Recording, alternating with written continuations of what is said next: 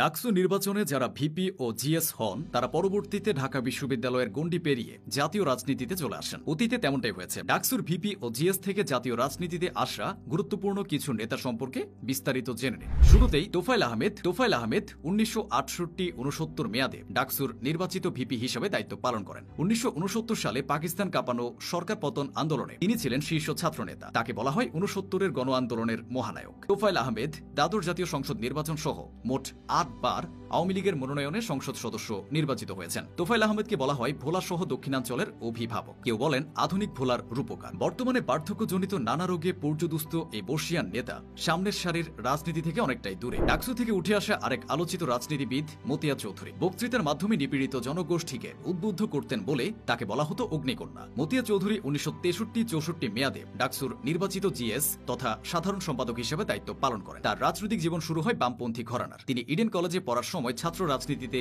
জড়িয়ে পড়েন। এরপর ঢাবিতে ভর্তি হয়ে রাজনীতিতে আরো বেশি সক্রিয় হন। 1965 সালে বাংলাদেশ ছাত্র ইউনিয়নের সভাপতি নির্বাচিত হন। 1970 ও 71-এর মাঝামাঝি সময়ে তিনি বাংলাদেশের স্বাধীনতা সংগ্রামে আহতদের শুশ্রূষায় সক্রিয় অংশগ্রহণকারী ছিলেন। পরবর্তীতে মতিয়া আওয়ামী লীগের প্রেসিডিয়াম সদস্য হন। কৃষিমন্ত্রী ছাড়াও দায়িত্ব পালন করেছেন জাতীয় সংসদের উপনেতা হিসেবে। 2024 সালের 16 অক্টোবর 82 বছর বয়সে তিনি ইন্তেকাল করেন। মতিয়া চৌধুরীর সঙ্গে একই মেয়াদে ডাকসুর ভিপি ছিলেন রাশেদ খান মেনন। রাশেদ খান মেনন একজন প্রতিষ্ঠা কমিউনিস্ট নেতা ও শেখ মুজিবুর রহমানের সময়কার নামকরা ছাত্রনেতা। ডাকসুর ভিপি হিসেবে নেতৃত্ব দেওয়া এই বামপন্থী নেতা বাংলাদেশের ওয়ার্কার্স পার্টির বর্তমান সভাপতি এবং বাংলাদেশ জাতীয় সংসদে বেশ কয়েকবার নির্বাচিত সংসদ সদস্য। তিনি আওয়ামী লীগ নেতৃত্বাধীন মহাজোট সরকারের মন্ত্রী হিসেবেও দায়িত্ব পালন করেছেন। ছাত্র জনতার অভ্যুত্থান পরবর্তীকালে 2024 সালের আগস্টে বেশ কয়েকটি মামলায় গ্রেফতার হন রাশেদ খান মেনন। বর্তমানে তিনি কারাগারে আছেন। ডাকসু থেকে উঠে আসা আরেক গুণী রাজনীতিবিদ আসম আব্দুর রব। তিনি 1970-71 মেয়াদে ডাকসুর ভিপি ছিলেন। মুক্তিযুদ্ধ চলাকালীন ঢাকা বিশ্ববিদ্যালয়ের মানচিত্র খচিত পতাকা উত্তোলনের গুরুত্বপূর্ণ নেতা